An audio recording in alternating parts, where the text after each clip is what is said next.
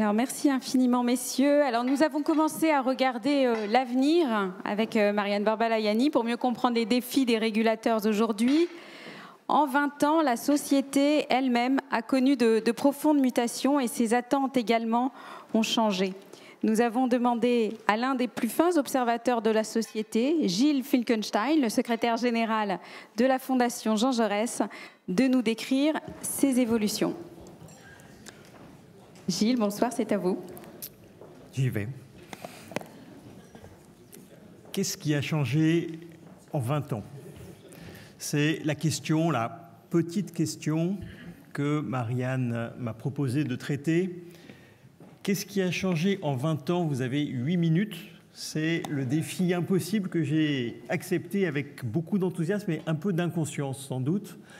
Qu'est-ce qui a changé en 20 ans? Nous pourrions tous dire j'ai vieilli, comme le disait Zazie à la fin de Zazie dans le métro. Le monde, lui, en 20 ans, a changé et a beaucoup, beaucoup changé. Et je me suis beaucoup interrogé sur le chemin que je pouvais emprunter pour éclairer cette question et pour caractériser et illustrer ces changements. Il y aurait un chemin participatif ou intimiste que chacun d'entre nous, que chacun d'entre vous se remémore ce qu'il faisait, où il était, ce qu'il espérait, ce qu'il redoutait il y a 20 ans, que chacun d'entre vous sélectionne ce qu'ont été les points d'inflexion, les points de rupture. Ce serait, je crois, un exercice fructueux, mais le temps manque, nous sommes nombreux, donc je crois qu'il faut, par sagesse, y renoncer. Il y aurait un autre chemin qui serait un chemin impressionniste. Établir des listes qui disent ces changements. Des listes de noms.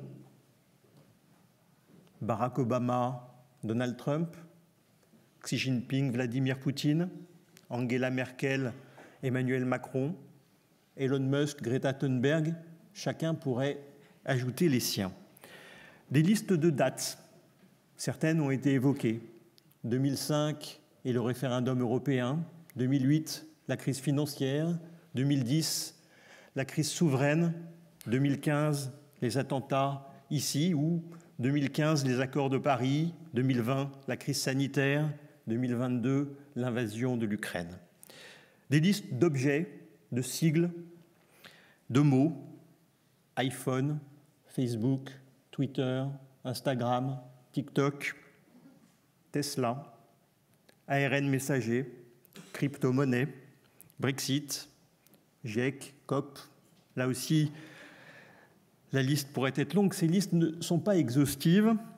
Elles s'apparentent, vous l'avez vu, à un inventaire à l'après-vert, sans la poésie des ratons laveurs, mais elles ne donnent pas de sens. Même si, malgré tout, elles ont, je crois, une puissance évocatrice de ce qu'ont été ces 20 dernières années et de l'ampleur des changements. Il y aurait un troisième chemin qui serait de rentrer dans la tête des Français et, à l'aide de quelques datas, d'illustrer ces 20 années. Et donc, je me suis plongé dans ma bibliothèque où j'avais cette collection des états de l'opinion, qui est ce livre annuel de la Sofres, et dont je me demandais ce qu'il faisait à part encombrer ma bibliothèque. J'ai donc trouvé un usage. Il y a ce qui n'a pas changé, et donc je ne vais pas m'y attarder, mais quand même. 60% des Français considèrent aujourd'hui la mondialisation davantage comme une menace que comme une opportunité. C'était exactement le même chiffre il y a 20 ans. La moitié des Français attendent de l'État davantage d'intervention dans l'économie, une autre moitié davantage de liberté aux entreprises. C'était le même chiffre il y a 20 ans. 80% des Français considèrent que les inégalités ont beaucoup augmenté dans les 5 dernières années. C'était le même chiffre il y a 20 ans et ça a été le même chiffre au cours des 20 dernières années, quelles que soient les politiques publiques qui ont été menées. Et puis, il y a ce qui a changé et ce qui a beaucoup changé. Et je vais simplement prendre 4 illustrations, je pourrais en prendre beaucoup d'autres. D'abord, les Français placent désormais l'environnement dans le duo de tête de la hiérarchie de leurs préoccupations, quel que soit leur âge, quelle que soit leur catégorie. C'était, il y a 20 ans, la 7e préoccupation. Et lorsqu'on pensait environnement, à l'époque, c'était d'abord la question du trou dans la couche d'ozone et des risques nucléaires qui étaient cités. Moins de 20% des Français considèrent aujourd'hui la monnaie unique comme une mauvaise chose.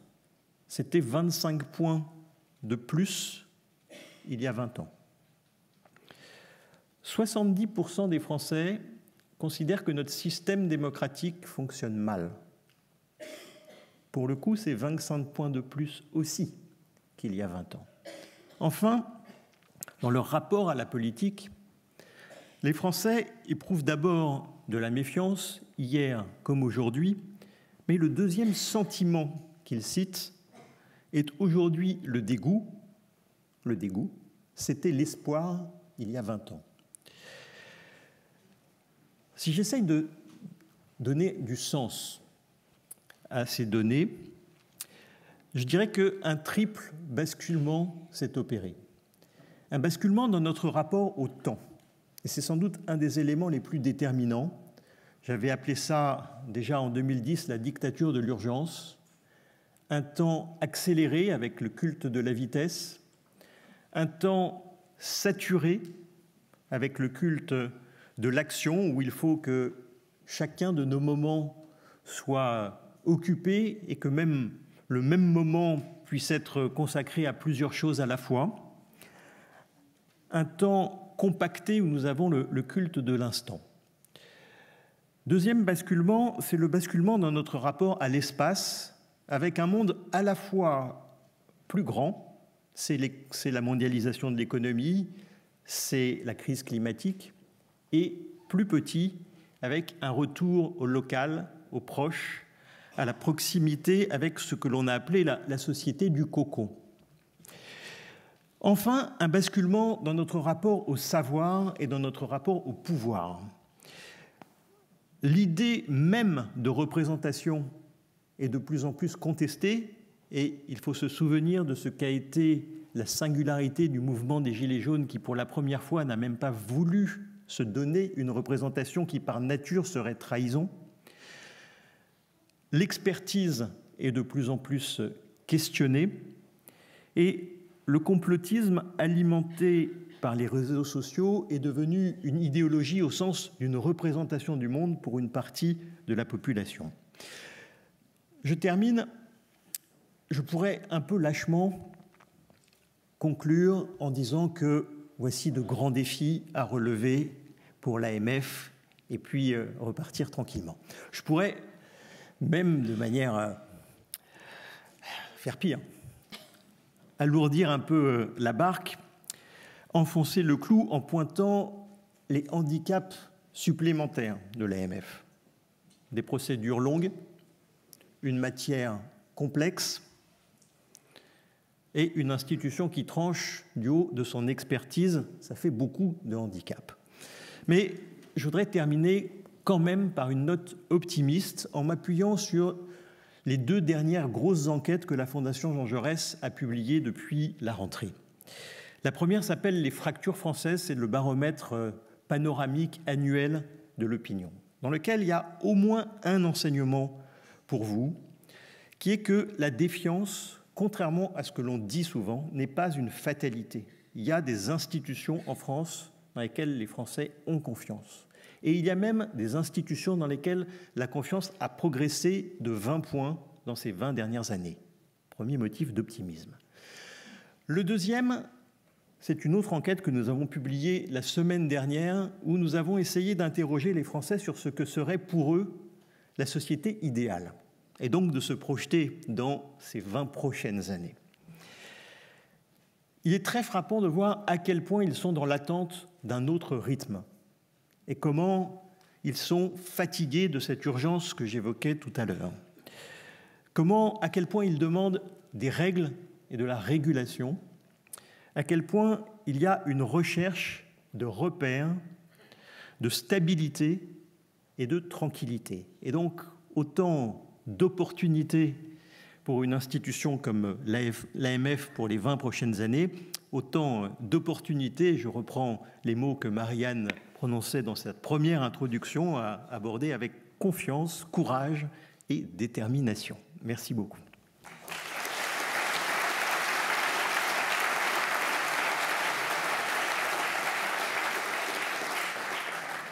Merci beaucoup Gilles pour ce panorama stimulant, qui interroge aussi. Alors afin de prolonger cette réflexion sur les attentes de la société et des acteurs des marchés, qui peuvent être parfois paradoxales ou contradictoires, on l'a vu, nous avons réuni un certain nombre de parties prenantes, représentants de la société civile, du législateur, des financeurs et investisseurs et des clients consommateurs. J'invite donc les intervenants de cette deuxième table ronde à me rejoindre sur scène. Stéphanie Yoncourtin, Fanny Lethier, Alexandra Magzinska, Jean-Marc Jancovici, s'il vous plaît.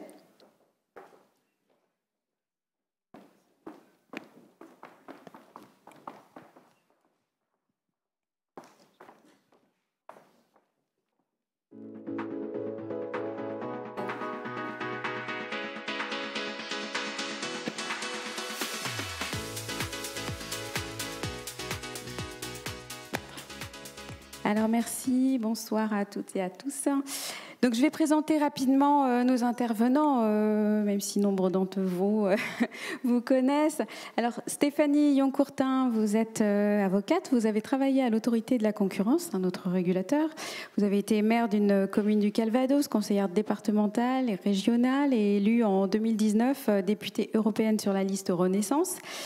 Vous êtes actuellement coordinatrice de la Commission des affaires économiques et monétaires, et Econ, pour le groupe Renew Europe au Parlement européen, et rapporteur du projet de texte Retail Investment Strategy, la stratégie d'investissement de détail de l'UE. Bonsoir. Bonsoir à toutes et à tous. Fanny Lethier, donc vous connaissez bien les lieux.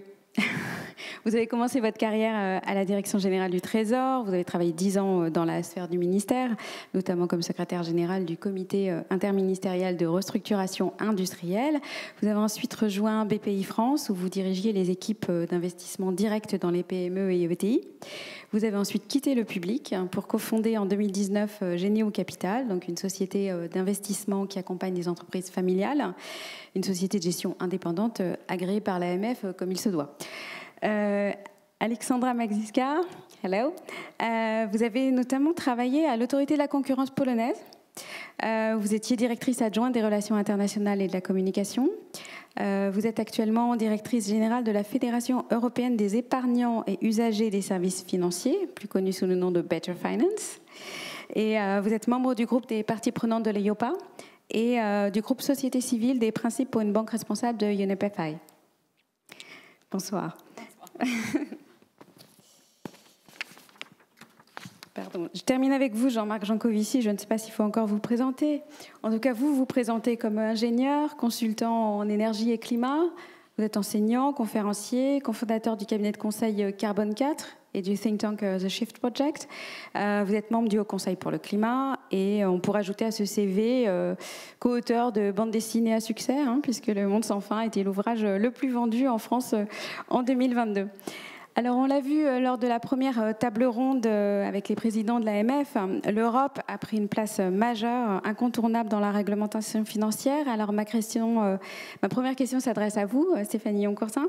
Vu de Strasbourg et de Bruxelles, donc du Parlement européen, quels sont les grands enjeux tels que vous les percevez au travers notamment des débats avec vos homologues eurodéputés et leurs attentes vis-à-vis des régulateurs au service des citoyens européens? Merci beaucoup. D'abord, bonsoir à toutes et tous. Moi, je suis ravie d'être avec vous là ce soir. Je souhaite un joyeux anniversaire à l'AMF. On n'a pas tous les jours 20 ans, donc ravie d'être là pour souffler les bougies. Madame la Présidente, donc chères toutes et tous, effectivement, j'ai relevé tout à l'heure un point très important qui a été rappelé sur les crises notamment et le grand bouleversement européen. Si j'avais eu la question, votre question en 2019 au début du mandat, j'aurais probablement pas répondu ce que je vais répondre maintenant. En 5 ans, l'Union européenne a profondément changé, s'est transformée énormément, est devenue incontournable Et je pense, pour reprendre Jean Monnet, qu'effectivement, il faut saisir les crises qui ont été des accélérateurs de tendance, les doubles transitions notamment, qui étaient en germe, qui finalement se sont révélées à travers effectivement tout ce qui est climatique, écologique et puis numérique. Jean Monnet qui disait que l'Europe était finalement, se ferait par les crises et serait la somme des solutions concrètes apportées à ces crises. Et donc, on est dans cette période, et le panel précédent en parlait, de transition et d'incertitude, avec des défis majeurs dont j'ai parlé tout à l'heure, qui finalement, bien évidemment, doivent se faire au niveau européen. Les réponses, ce que vous venez de dire également, véritablement seront efficaces si elles se font au niveau européen. Mais le nerf de la guerre, et c'est pour ça que c'était très important de discuter de cela aujourd'hui, c'est véritablement la question du financement pour aborder en fait la réponse à ces crises. Je crois que ce sera vraiment la pierre angulaire, c'est la pierre angulaire. Et les marchés financiers vont finalement jouer un rôle clé pour mobiliser la transition. L'argent public seul ne suffira pas. Et finalement, Madame la Présidente parlait tout à l'heure effectivement de circuits de financement qui doivent être au service de nos priorités. Et tout ça passe par une garantie efficace de nos règles, d'où la pierre angulaire également, et l'aspect régulation qui est extrêmement important, et avec des enjeux qui sont très clairs. En 5 ans, je crois qu'il y a une affirmation à travers ces crises, à travers ces transitions, et je crois qu'il faut assumer cette affirmation de changement de modèle et surtout assumer l'Europe puissance économique. Parce que, et ça a été rappelé tout à l'heure, ces notions de souveraineté économique, d'autonomie stratégique sont véritablement au cœur de ces réponses que l'on doit faire dans les financements, notamment également de cette double transition et transition numérique. Si on prend par exemple le plan de relance européen qui a obligé à reconnaître le besoin de financement et que la crise véritablement a permis d'y aboutir, parce que c'est la première fois, et c'est historique, que des États décident de s'endetter en commun pour répondre à une crise. Et à cela, effectivement, on a confié à certains régulateurs justement la mission de veiller au bon fonctionnement de tout cela. Et alors, je crois qu'au-delà de ce postulat de départ, qui est l'enjeu de l'Europe puissance économique, il y a cette nécessité de l'investissement qui doit être accessible à tous les citoyens, aux États membres, aux entreprises. Et cette accessibilité, eh bien, elle passe effectivement par ces deux bras d'investissement privé et public. Et vous l'avez rappelé sur le fait que c'est un travail qu'on est en train de conduire actuellement en tant que rapporteur sur la stratégie d'investissement de détail. Le côté de l'investissement privé, c'est pas un secret qu'on est très loin du compte. L'Union des marchés de capitaux est très embryonnaire. Je vois là Pervenche Berès qui semble opiner du chef. et on est très en retard par rapport à d'autres marchés, ce qui fait que la compétitivité n'est pas non plus au rendez-vous. Il existe toujours pas. Il existe un marché finalement des marchés nationaux très fragmentés.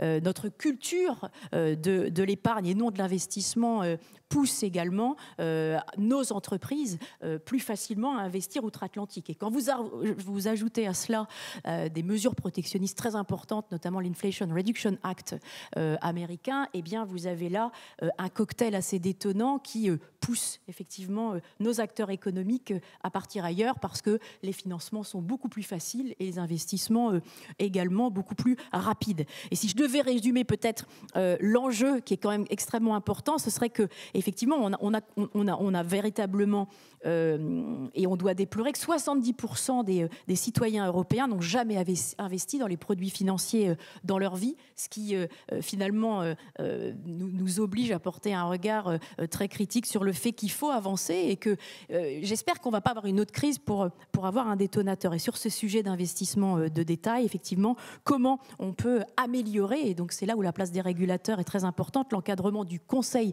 financier, de renforcer le pouvoir des superviseurs, et du côté de l'investissement public, bien évidemment, deuxième jambe, comment on peut... C'est un travail qu'on mène actuellement sur réviser en fait la gouvernance économique en cours de négociation. Et enfin, juste, et un dernier point sur lequel je crois que les 20 ans là, de l'AMF arrivent à point nommé, c'est la question de l'efficacité de ce système, ces postulats de départ qui sont effectivement comment on injecte, comment on régule, mais ensuite comment les superviseurs, au premier plan, l'AMF, sont là pour justement être les bras concrets de ce système. Les citoyens, ça a été dit déjà, doivent avoir cette confiance en leurs superviseurs pour bien évidemment être protégés au niveau national comme européen, mais également la digitalisation de l'économie est aussi un nouvel enjeu qui, à mon sens, va multiplier cette nécessité de travail et de supervision à la fois de notre régulateur national et de coopération de nos régulateurs également nationaux. Donc, avec plus d'Europe, avec mieux d'Europe, l'Europe s'est imposée en 5 ans à travers ces crises, à travers les réponses aux crises. Il s'agit maintenant de mieux articuler les réponses nationales avec des règles européennes beaucoup plus claires et un renforcement de la supervision également. Merci Stéphanie Yoncourtin.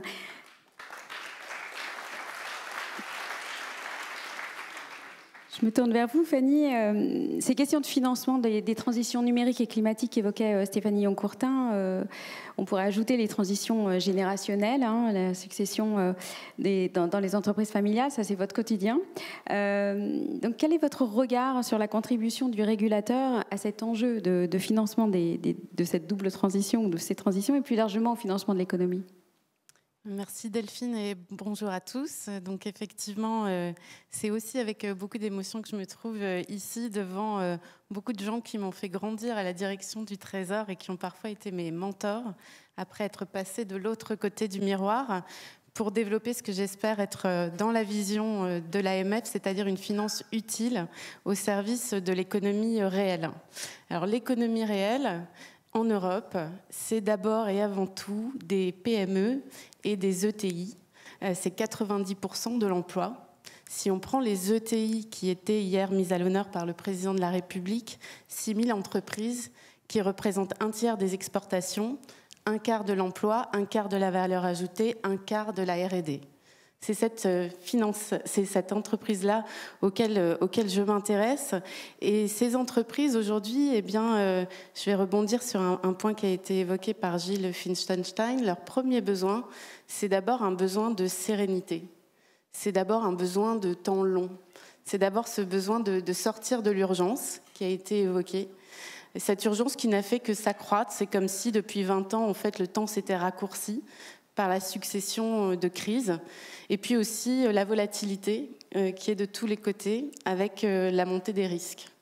Et donc, en fait, il est urgent, quelque part, je pense, de remettre le temps long au cœur de la finance et de se dire qu'est-ce que c'est finalement qu'une finance de long terme et est-ce qu'on peut, en fait, imaginer des formes innovantes de finance de long terme dans un monde où, dans mon secteur, les fonds de capital investissement sont plutôt structurés sur des périodes de 5 ans, ce qui veut dire qu'au bout de la 3e année, normalement, on cherche à sortir.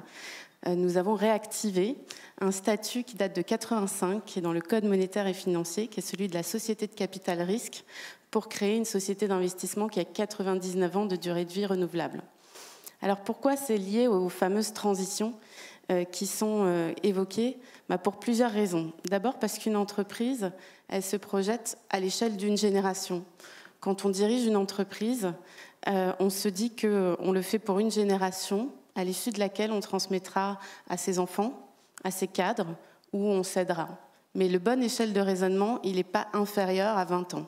Premier point. Deuxième point, pour construire des champions français, européens, internationaux, c'est le bon échelle de temps aussi. Le mouvement des ETI a démontré qu'en fait, il faut en moyenne 21 ans pour qu'une entreprise passe ce fameux seuil de 50 millions de chiffre d'affaires et qu'elle constitue une ETI qui aura les reins de devenir effectivement un champion européen, un champion international.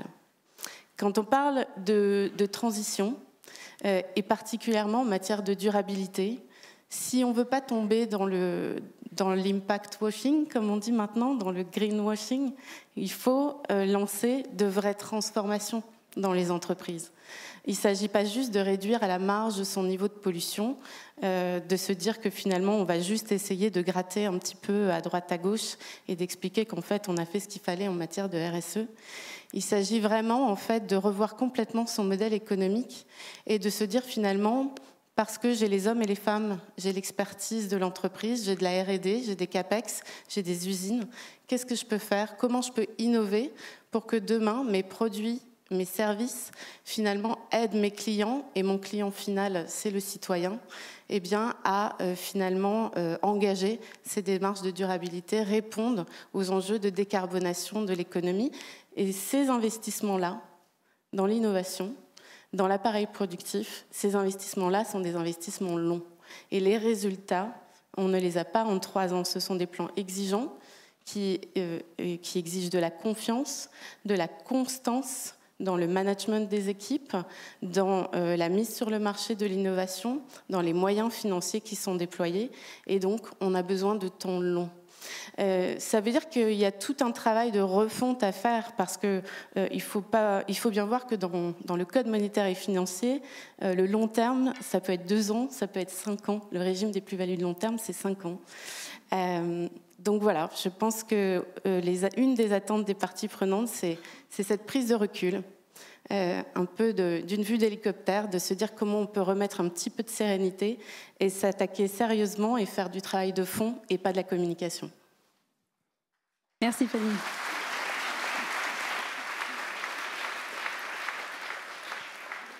Alors je me tourne vers vous, Alexandra Magdzinska. On vient de parler des entreprises. Là, on va se placer plutôt du côté des consommateurs, des clients du secteur financier que vous connaissez bien. Quelles sont les principales attentes vis-à-vis des régulateurs? Yes, thank you very much. First of all, once again, thank you for inviting representatives of consumers and individual investors to such an important event, and also happy anniversary. In fact, I'm representing Better Finance, which is a federation of many national associations representing individual investors, consumers, financial services users. What for us is quite important when it comes to regulators and supervisors is the dialogue. So, of course, we want things discussed that are quite important for us, discussed with us. And I understand that the situation here in France is already quite good, that the 3 main statutory goals of AMF is protecting the savings. And it's quite important when you think about the context, because, in fact, individual investors are really the main source of funding the real economy, either through direct investment into capital markets or through investing in packaged products. But of course, the situation is never ideal, and I understand that also here we have some room for improvement. I understand that the consultative committee of savers and investors has some proposals how to improve their governance. They I think, have quite good ideas how to do it. So I count here also on the dialogue with the IMF. I also understand that quite often they are consulted on very important topics, but there is right now ongoing, already finalized reform of the SRI label here in France, where they maybe were not consulted enough, and this could be maybe improved. I also think that there are already some very good examples how to consult consumers and a representative of the investors, and maybe ESA, so the European supervisory authorities such as ESMA, that is also present here, could be taken as a role model, and how the governance of the stakeholder groups is being managed. I think I'm very happy to hear that transition finance has been mentioned so many times. This is definitely a topic that is extremely important right now for the individual investors. In fact, Better Finance will publish soon a paper on the transition finance and transition investing. We have many recommendations how to improve the situation right now. But what we know from our individual investors is, in fact, that they really would like to invest in sustainable finance products. One of the problems that exists right now is the trust, has been also mentioned in the previous speeches and the discussion. And I think there are many ways in which this trust and the willingness for consumers and investors to move their savings and invest them instead of keeping them simply on the bank accounts are multiple.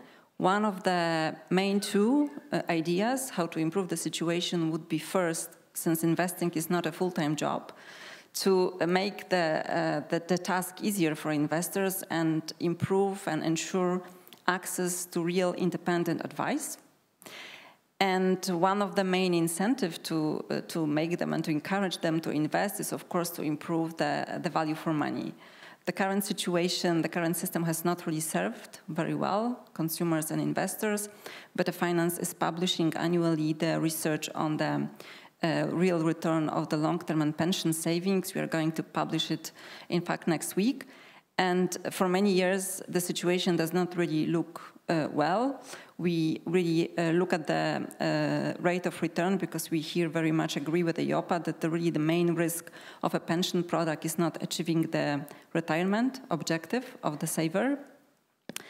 And since the products really underperform, there are some very positive outliers, and we are going to have also a seminar and a workshop next week when we are going to look at those outliers, and we will try to discuss and see what can be learned from them and how to improve the situation.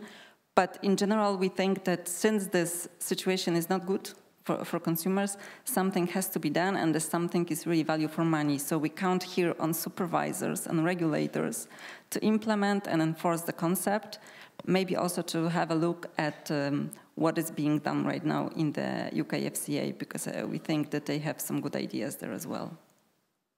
Thank you.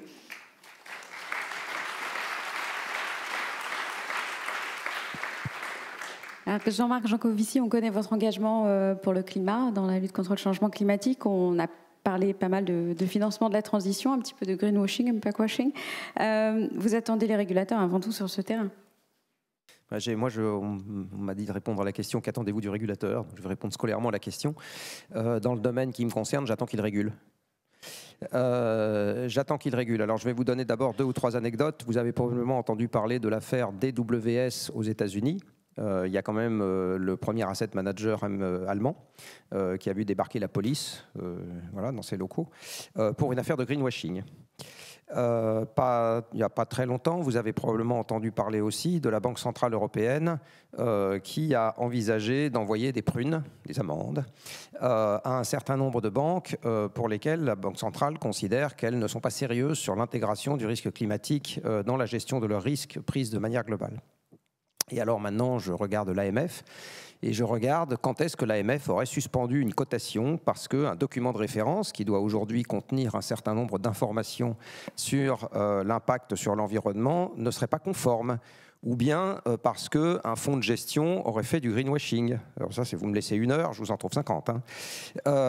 Et je ne vois pas. C'est-à-dire que je n'ai jamais vu l'AMF prendre la moindre décision qui soit contraire. Donc j'ai envie de dire, même si je sais que je vais peut-être être privé de cocktail après avoir dit ça, que pour le moment, l'AMF est quand même un tout petit peu capturée par le régulé en ce qui concerne ce point précis. Alors, on peut essayer de donner des explications. Il peut y avoir une explication qui est une affaire de compétences, parce que ces affaires-là sont des affaires extrêmement techniques, c'est-à-dire comprendre quelles sont les méthodes appropriées pour confronter une activité économique à une contrainte physique. C'est quelque chose qui n'est pas simple, ce n'est pas quelque chose qu'on va apprendre à la direction du Trésor, même si j'aime beaucoup M. Moulin, qui en ce moment recrute des tas de gens pour faire ça. Du reste, il a bien raison, mais c'est quelque chose qui doit s'apprendre en tant que tel. C'est une compétence qui est... Voilà, ça met pas, et on ne l'apprend pas en 1 semaine. C'est également le problème du côté des régulés. Et du côté des régulés, il y a autre chose qui est également beaucoup plus profond. C'est qu'aujourd'hui, l'économie mondiale prise de manière globale, elle est, on va dire, compatible aux 3 degrés ou 3,5 degrés. Donc, quand vous êtes un acteur financier systémique, c'est juste structurellement impossible de devenir 2 degrés. C'est structurellement impossible.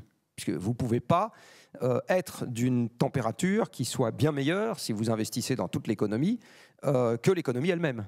C'est juste pas possible. En fait, vous êtes même d'une température supérieure, parce que pour reprendre le propos de ma voisine de droite, si vous segmentez entre les grands groupes et les petites entreprises sont globalement climatiquement un peu moins impactantes que les grands groupes mondialisés qui vont avoir des flux physiques qui sont plus significatifs pour générer leur activité.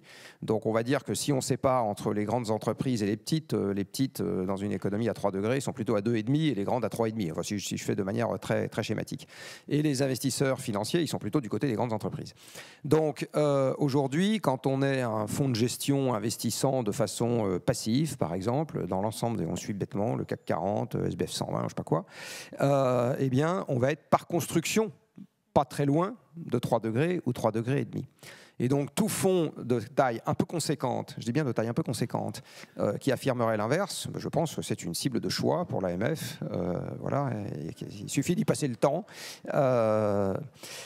Alors vous savez que dans l'ancien temps, dans la marine, de temps en temps, on en pendait un pour l'exemple, histoire que les autres fassent gaffe. Moi, je pense qu'on en a vraiment besoin dans le secteur financier. Alors, bon, il faut bien le choisir.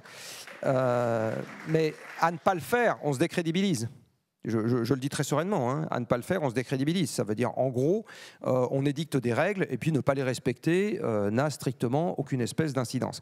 Je vais vous donner une autre règle qui aujourd'hui est très peu respectée, c'est en ce qui concerne les entreprises non financières, les obligations de reporting en ce qui concerne les émissions de gaz à effet de serre, avec des périmètres un peu complets, des explications un peu détaillées, etc.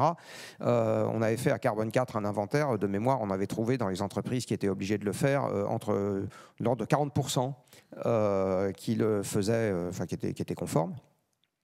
Donc c'est très facile, encore une fois, de trouver des gens qui sont hors la loi, même si la loi, on peut considérer que sur ce point-là, elle est moins grave que de tuer son prochain. Et pour le moment, il ne leur arrive rien. Voilà. Donc j'attends du régulateur qu'il régule. Entendu, merci.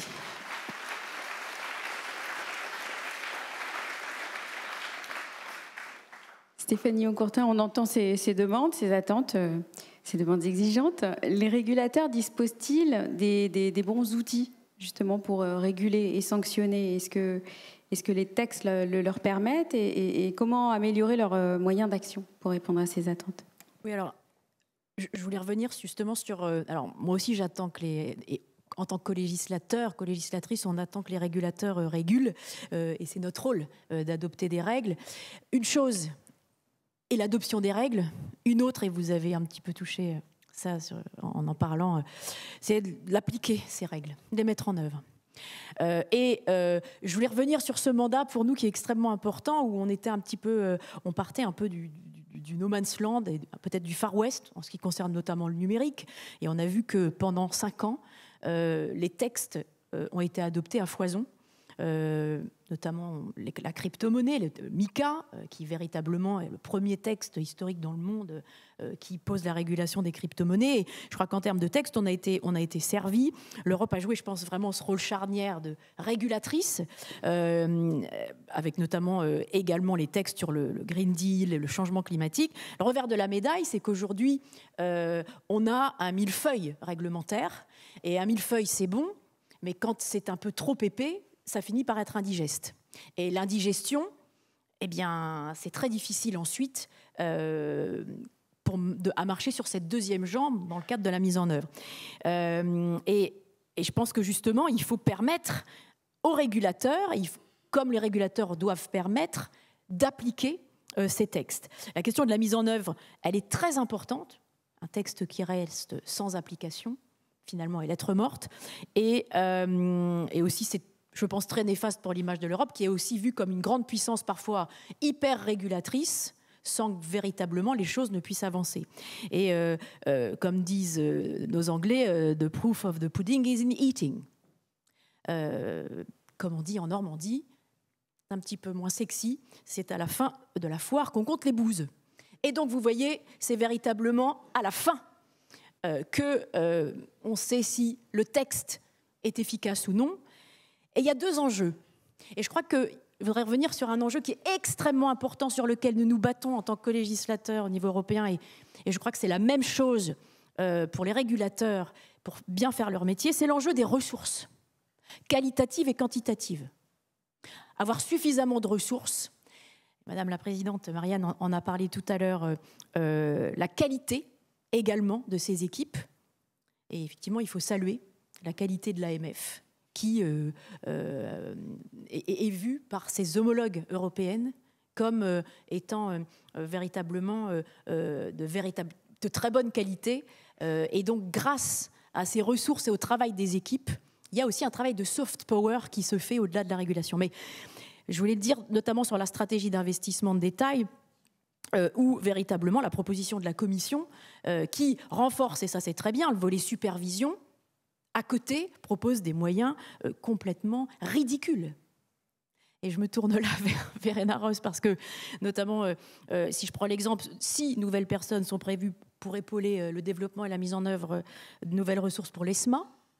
Et simplement 3 pour l'AIOPA, c'est un point sur lequel on est très attentif, puisque le compte n'y est pas. La deuxième chose, en plus de la mise en œuvre et des ressources, c'est l'appropriation. L'appropriation des règles par les superviseurs, par les acteurs du marché, par le gouvernement, par les entreprises. Et sans cette appropriation, cette familiarisation avec le texte, eh bien, c'est un peu ce côté un peu descendant. C'est très compliqué finalement de pouvoir avancer et appliquer les textes qui vont rester lettres mortes. Et comment on peut faire? Il y a toujours cette question du millefeuille réglementaire. Je crois qu'il y a une grosse problématique européenne qui commence peut-être, compte tenu du fait qu'on a des textes très transversaux. Si on prend les crypto-monnaies notamment, eh bien on voit bien que ça touche là à, effectivement, la régulation des actifs numériques, mais pas que, à la question des données, à la question de la protection, de la confidentialité. Mais que ce soit au niveau national ou européen, les législateurs et les régulateurs travaillent trop en silo. Et la question de la coopération, de la coordination, à la fois au niveau national, mais entre le niveau national et européen, est fondamentale. L'échange des bonnes pratiques, un sujet sur lequel je travaille également, renforcer les bonnes pratiques, ne pas réinventer la roue, ne pas réinventer ce qui se fait ailleurs. Et ça, c'est un point très important, parce que le défaut d'articulation des textes conduit finalement à des travaux parallèles, inefficaces, chronophages et coûteux pour la société tout entière. Et donc je pense que ça, c'est très important. C'est un point, je sors d'ailleurs de la session plénière de Strasbourg où nous étions en négociation interinstitutionnelle sur l'aspect solvabilité 2, et donc comment on révise les règles prudentielles pour les assureurs, où on pousse pour que les dispositions en matière de durabilité soient en cohérence avec d'autres législations. Vous avez abordé ce pan effectivement très important de la durabilité, du financement de l'économie verte, du verdissement de l'économie. Mais il faut que tous ces textes soient adoptés en cohérence. Les règles bancaires pour BAL 3, les règles en matière assurantielle pour Solvabilité 2, et j'en passe. Et donc ça, c'est extrêmement important. Et là, on a d'énormes progrès à faire. Une jambe, et la régulation, et je crois que les régulateurs sont dotés des textes suffisants, qui doivent être adaptés également à l'évolution technologique et aux évolutions. Mais l'autre, qui est tout aussi, sinon plus fondamental, c'est la mise en œuvre. Et là-dessus, il y a un gros souci d'adaptabilité et de travail ensemble en coopération. Merci. Alors pour poursuivre, il y a cette question de cohérence des textes, mais il y a aussi la question de trouver un équilibre entre plusieurs objectifs. On a parlé de faire des champions, donc la compétitivité. Il y a aussi l'ambition verte, évidemment la protection des épargnants. Fanny Letier, comment vous percevez? Est-ce qu'il faut revoir les textes de manière à faciliter l'investissement et trouver cet équilibre compliqué? Oui, moi je suis très très en phase avec ce qui a été dit, de se dire finalement en fait, et on le voit de toute façon, les textes qui ont été adoptés sur la taxonomie ou sur SFDR ne fonctionnent pas. Ce sont des textes peut-être très très intelligents, mais ils ne correspondent pas à la façon dont est organisée l'économie. Et en plus, on ne comprend pas très bien comment ils s'articulent entre eux. Donc on est même perdu dans l'articulation entre les textes parce que... parce qu'on ne s'est pas posé cette question de la mise en œuvre et qui est complètement clé. Et la mise en œuvre, moi je vois finalement 3 points. On a des textes qui partent d'abord d'une logique sectorielle et ensuite d'une logique reporting. Et en fait, on ne se pose jamais la question des moyens que l'on met pour faire en vrai et pour mettre en œuvre véritablement les objectifs que l'on cherche à atteindre. Et c'est totalement différent, parce que je vais essayer d'illustrer par des exemples terrain. Approche sectorielle, taxonomie. Très bien si on dit qu'il y a une poche de financement qui doit grandir au service des secteurs d'avenir type ENR. Ça, c'est parfait, c'est très adapté. Et donc, on est un fonds à impact si on investit pour développer les ENR. Si on se dit qu'aujourd'hui, être un fonds qui investit dans la silver economy ou dans l'éducation, c'est être un fonds à impact, je dis non. On a vu avec Orpea qu'on peut être dans la silver economy et être irresponsable.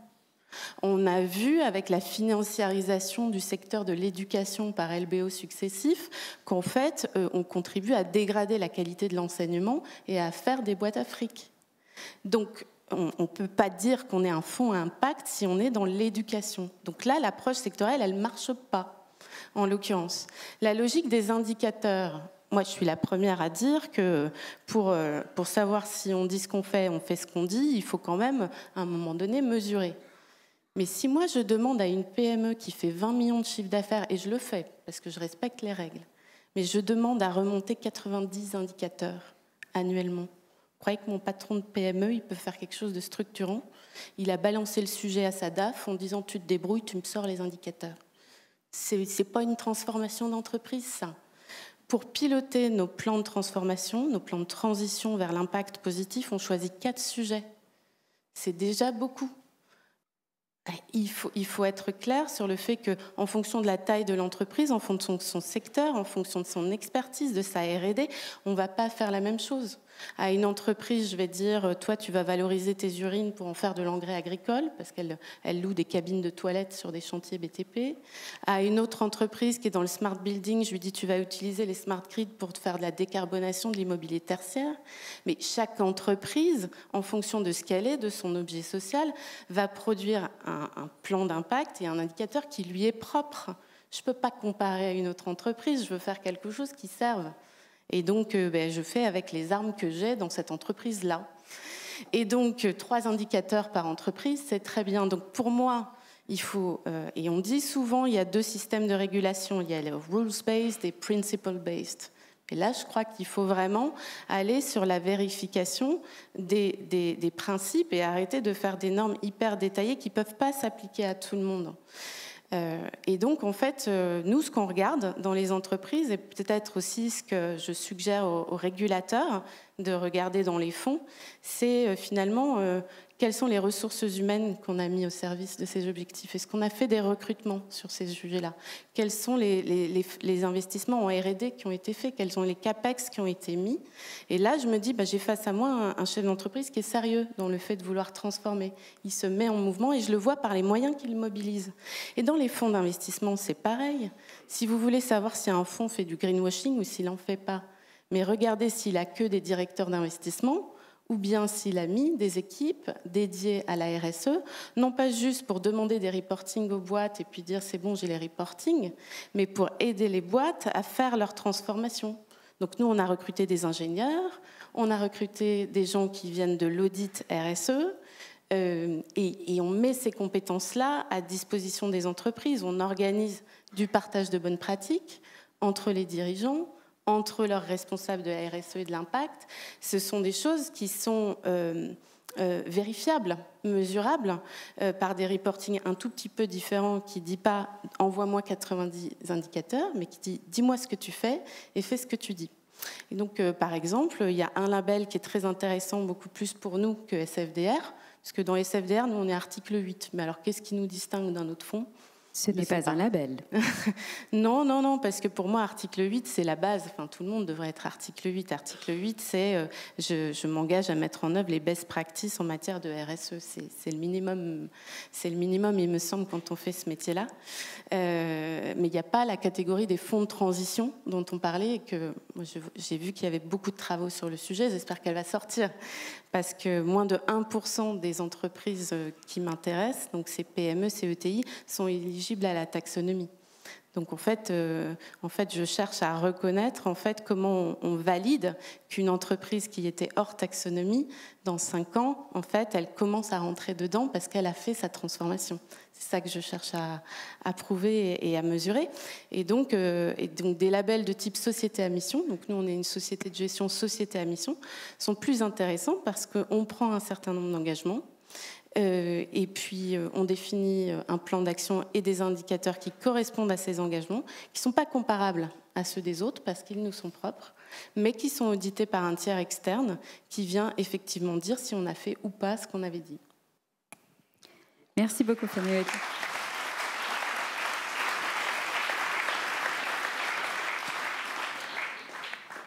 Alors Alexandra Magzinska, je voulais revenir sur cette notion de millefeuille de texte évoquée par Stéphanie Young-Courtin tout à l'heure.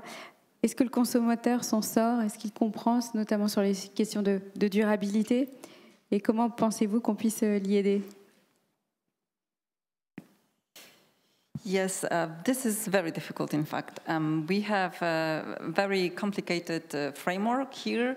We have pieces of legislation like SFDR that was supposed to be part of the solution, and it seems more part of the problem. But we also are happy to notice that regulators, supervisors are noticing this and are trying to address this, so we remain hopeful. I very much agree with the statement that the supervisor and regulator cannot really supervise and monitor well that they cannot measure. This is a very important point, I think. And also, since just recently in the EIOPA conference, I've been challenged on the assumption that, coming myself from the regulatory environment, I do not have enough empathy for supervisors and regulators. I really do, and I really think that, of course, supervisors and regulators should have enough resources for doing their job. But as the other colleague said, I also very much agree that as a consumer, as investor, the first that I expect from regulators and supervisors is to act and force. And also with the recent scandals with in sustainable finance area, I really think that sometimes the lack of timely action contributes to the fact that investors are not really willing yet to put their money where their mouth is, because as many of them say, they really want to invest in sustainable finance, but also as our German member organization that did the survey on their own members and tried to check if they really follow up on the advice they are getting from their advisors if they want to invest in sustainable finance products. They have found out that over 60% of investors are not following on this advice. So I think there is still a lot of room for improvement. Transition, a very important topic, and I really think that here we need a very clear, and not only for investors, but also for companies, we really need legal clarity. We need very clear requirements for transition plans. And we also think as Better Finance, this will be also recommended in our paper that it's going to be published. We would really need something like a EU-wide engagement mechanism. We really believe that this strategy is really effective. It should promote some best practices, and it would also help, we think, avoid greenwashing, avoid having and creating stranded asset, or in the end, selling some of those at a low price to maybe not European buyers. One last important thing, also for sustainable finance, we really need value for money, and also a measurable one, and also to have some metrics, maybe not necessarily the metrics that were posed in the proposal of the Commission. There are also some other examples. UK FCA is doing, I think, quite a good job in this respect, but we really need to be able to show to the consumers, and they need to understand if the money they spend on financial products are really providing value for money for them. Also in sustainability, but we believe that there is no reason that those products should not provide value for money. And in fact, ESMA study did provide information and proof and evidence that sustainable finance products are actually, in at least some areas, outperforming the mainstream products. So we just need to ensure that consumers really have trust in them. And transparency and clarity are very important, and it's going to be my last remark. But still, we all know that the financial education and literacy of the consumers in the EU is quite low. So we cannot really put too much responsibility on them, on clarity and transparency. And therefore, we really believe that consumers really need access to independent, bias-free advice delivered in their best interest. Okay. Thank you, Alexandra.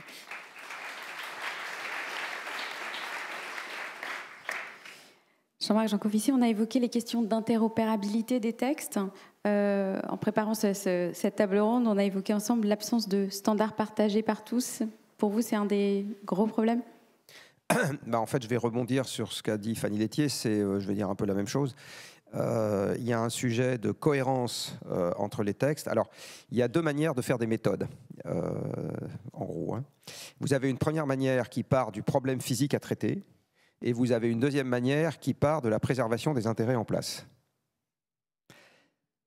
L'essentiel des méthodes qui existent aujourd'hui dans le monde financier partent du deuxième point de vue.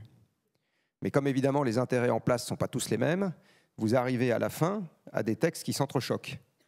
si chaque fois qu'on édictait un texte, on partait du problème à traiter, on n'aurait pas ce problème d'incohérence.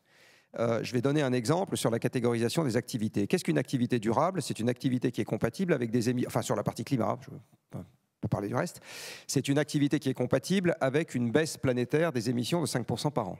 Je rappelle ce petit truc de physique. Pour tenir une élévation de température qui soit limitée à 2 degrés d'ici à 2100, il faut que les émissions planétaires se mettent à baisser de 5% par an demain matin, tous les ans. Donc je peux vous donner les 2 premières années d'un tel plan. L'année 1, on fait le Covid, ça fait baisser les émissions de 5%.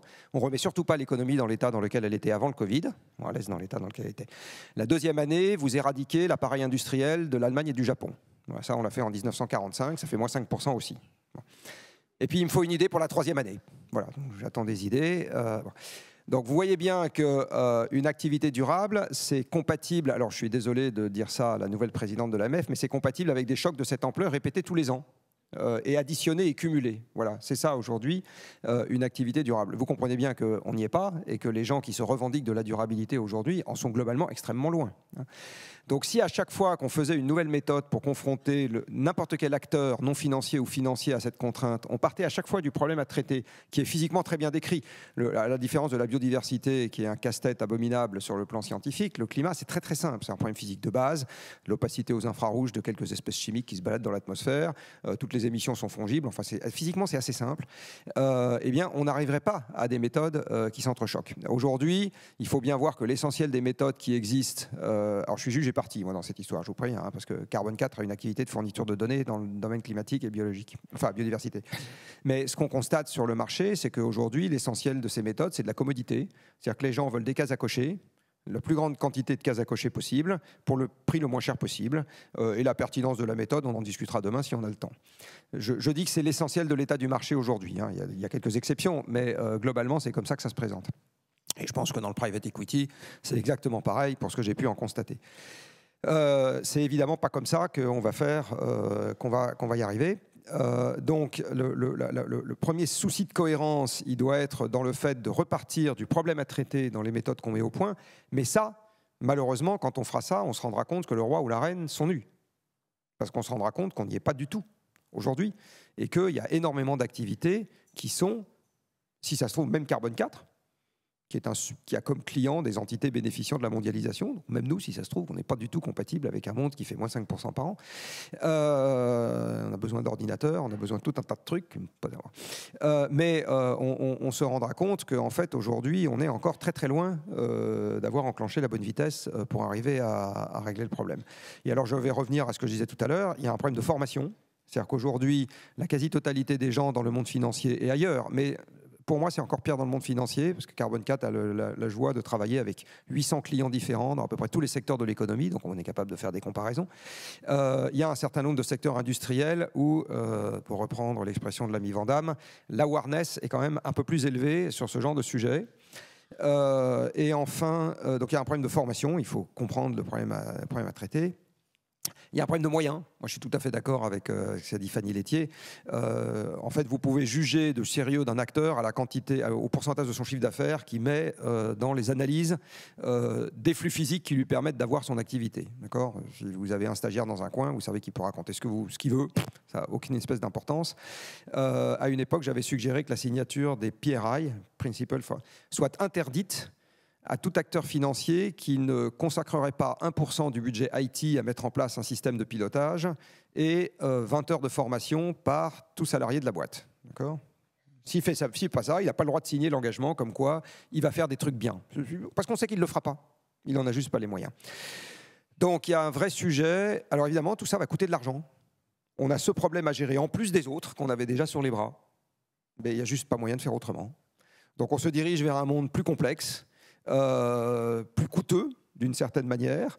Il faut en prendre notre parti et il faut le prendre vite parce que par ailleurs, pour revenir à l'esprit, on va dire, de cette célébration qui est de comparer Paris à d'autres places financières, moi je pense, parce que je suis un entrepreneur, qu'il y a un avantage concurrentiel à être sérieux sur le sujet.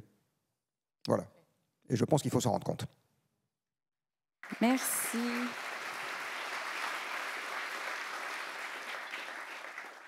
Merci à tous nos intervenants de nous avoir donné autant de matière à réflexion. Je voudrais convier Gilles Finkelstein pour savoir un peu ce que vous a inspiré ces attentes exprimées par nos parties prenantes. Bon. Je vous disais tout à l'heure que dans un moment d'égarement, j'avais accepté de traiter en 8 minutes les changements du monde en 20 ans. Je crois que c'était un moment d'égarement supplémentaire d'accepter de venir en 3 minutes tirer des leçons sur lesquelles je n'ai pas tellement de légitimité sur cette table ronde. Donc 3 remarques quand même que m'ont inspiré les échanges de la première et de la deuxième table ronde. D'abord, il y a des questions pour l'État. J'étais frappé de voir à quel point les questions de profusion, de complexité, de difficulté d'articulation des textes revenaient. Et c'est une question pour l'économie, mais les Français sont extrêmement sensibles et extrêmement critiques par rapport à ces questions-là. La question de l'efficacité, c'est-à-dire de la mise en œuvre et de la lisibilité, cela devient des grands enjeux démocratiques. J'avais été très frappé après le Covid, au lendemain du Covid, alors que l'intervention de l'État avait été massive. Dans les premières enquêtes qui sortaient, la demande d'intervention de l'État reculait, parce que les Français avaient eu le sentiment que beaucoup de choses qui avaient été organisées pendant cette période l'avaient été de manière inefficace.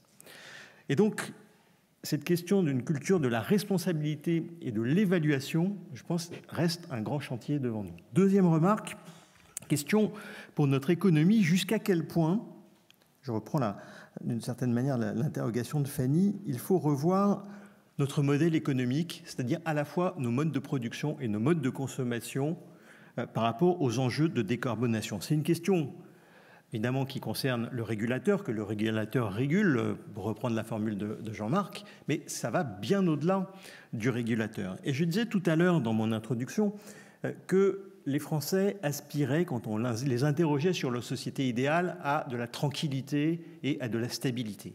Ça ne veut pas dire du tout qu'ils soient conservateurs.